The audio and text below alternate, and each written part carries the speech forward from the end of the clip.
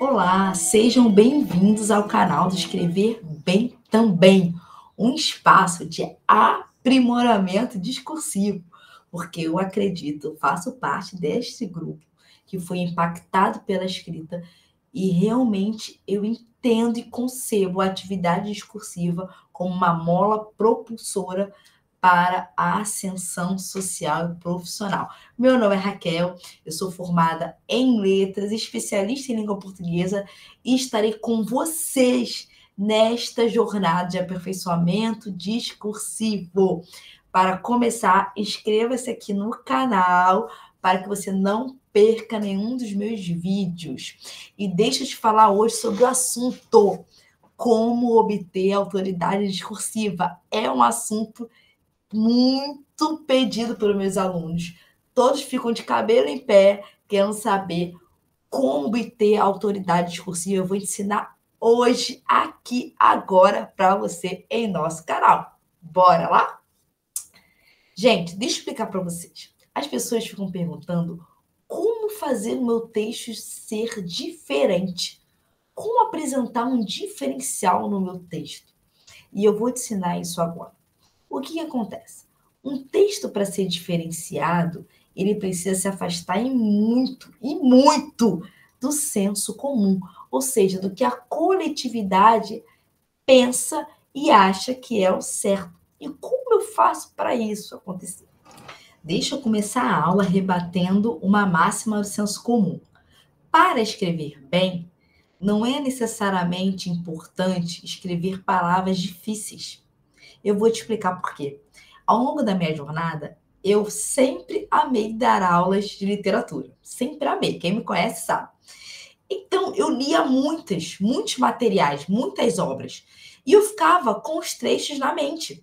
Era Machado de Assis, Guimarães Rosa, Clarice Lispector, Manuel Bandeira, enfim, eram só materiais pesados, reflexivos e com uma carga linguística também, uma carga linguística muito trabalhada, porque era uma carga estética, que são chamados os textos literários. E o que eu fazia no meu início de carreira?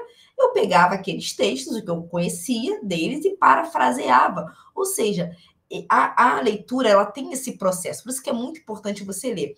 A leitura tem um processo de apropriação do código e também de estímulo da imaginação, da reflexão. Então, o que eu pegava? Eu pegava tudo que eu sabia, tudo que eu lia e colocava no meu texto. Conclusão, o meu receptor não entendia nada do que eu escrevia. Ou seja, na minha cabeça, eu tinha uma autoridade discursiva, mas no fundo, as pessoas não gostavam de ler meus textos, porque criava uma barreira de distanciamento. Era como se eu fosse muito além das pessoas. E, de fato, ninguém é melhor do que ninguém. Então, o que acontece com o material literário? O material literário, ele sim, ele é próprio para um fim estético e para um determinado fim. Agora, os textos não literários, eles são textos de articulação social.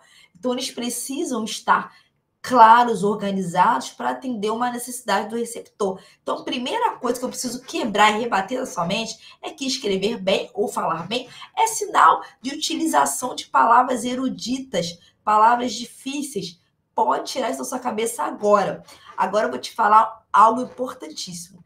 Escrever bem ou falar bem tem muito mais a ver com a sua capacidade de aprofundamento ideológico, aprofundamento reflexivo. E eu vou te ensinar agora, nesta aula, existem 3 elementos que vão te colocar com um patamar de autoridade na escrita. O primeiro é a sua capacidade de apresentar um aprofundamento de olhar no seu texto, ou seja, a sua capacidade reflexiva, o seu posicionamento autoral frente àquela temática e frente ao texto. Isso é infalível. A maioria das bancas de concurso pedem. Se for uma questão de relatório para educação infantil ou de relatórios, você colocar a sua visão de mundo como profissional é algo importantíssimo. A segunda questão é você apresentar aspectos relacionados à sua bagagem de leitura. Lembra como eu fazia? Eu colocava os elementos literários. Ao longo do tempo, eu fui começando a ver que eu poderia colocar outros aspectos, aspectos mais técnicos relacionados à área de atuação. E é isso que eu falo para vocês agora. vocês podem pegar os elementos. Quais são os elementos de repertório mais válidos para quando você fala de escrita profissional? São elementos relacionados à legislação e elementos relacionados aos teóricos fundamentais da área. Então, você tem que pegar esses elementos e estudar, e ter contato com esses materiais, e se aprofundar. E ao longo dos teus textos, sempre na hora de você defender uma argumentação, defender uma linha, apresentar alguma posição, você precisa apresentar esses textos, dando nome e crédito a esses autores. Ao longo do tempo, você vai internalizar basicamente isso. Eu tenho Paulo Freire como queridinho meu, eu sempre cito Paulo Freire. E eu falo de Paulo Freire porque Paulo Freire ele traz essa bagagem de que a escrita depende dessa leitura de mundo. A leitura, na verdade, a leitura de uma forma maior, ela depende de uma leitura de mundo. E eu sempre penso isso, a leitura de mundo, ou seja, o que você tem como pessoa, ou seja, não existe docência sem discência, né? Citando novamente Paulo Freire, você precisa ser sempre um pesquisador, você precisa sempre estar em processo ininterrupto de mudança como ser humano, como profissional, para você conseguir passar isso adiante. Então, ter essa bagagem é muito importante. E o terceiro elemento são as estratégias de escrita, porque você precisa ter, sim, elementos do código linguístico, que eles vão ser ferramentas imprescindíveis para você manejar esse texto. Ou seja, entender como estruturar uma organização textual, entender que os elementos coesivos, eles entrelaçam as ideias e deixam o seu texto mais elegante, mais claro.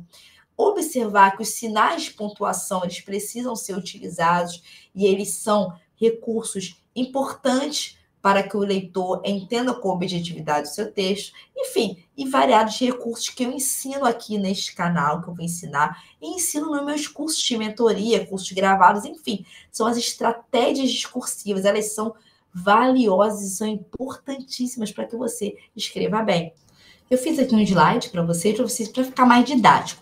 Então, a verdadeira autoridade discursiva, ela apresenta a distância do senso comum e a aproximação da consciência social. Ou seja, eu botei até aqui para vocês, olha as frases que você deve evitar para se você deseja realmente autoridade discursiva. Olha, todo mundo sabe, ou a maioria pensa, infelizmente é assim mesmo.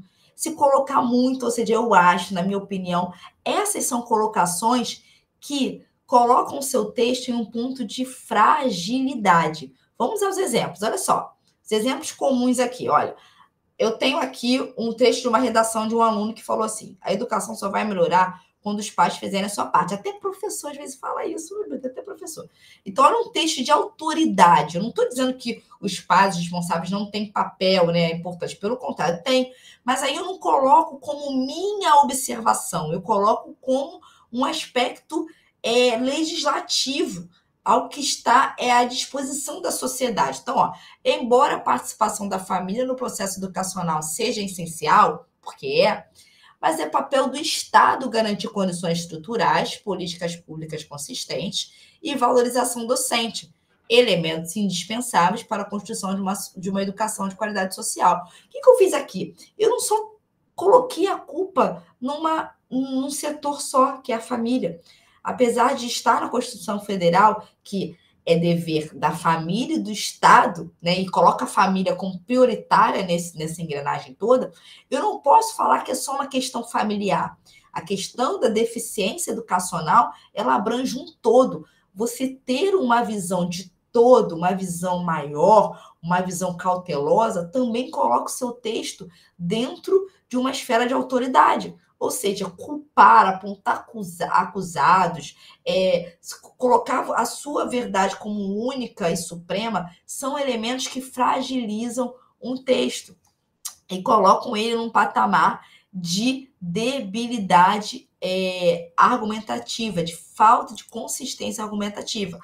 Evitar também no texto as máximas de senso comum. Evitem, pelo amor de Deus, essas máximas. Olha, todo mundo sabe que, nossa, isso aí é terrível. A gente não pode realmente ter as nossas ideias a serviço ou embasadas com o que todo mundo está falando. Você precisa procurar e questionar. Na minha opinião, muito complicado, porque coloca somente o fato dentro da sua esfera pessoal. E nós sabemos que olhar para o outro e verificar a sociedade em todas as suas nuances é muito mais assertivo. A culpa é sempre dos professores, culpar alguém também é muito ruim, né? E essa questão do fatalismo, não tem jeito, é sempre assim, não vai mudar. Essas são questões que colocam o seu texto dentro do esvaziamento muito grande de autoridade, que você deve evitar. Vamos para outro exemplo, ó. Todo mundo sabe que a violência é culpa dos jovens marginalizados. Nossa, horrível esse exemplo.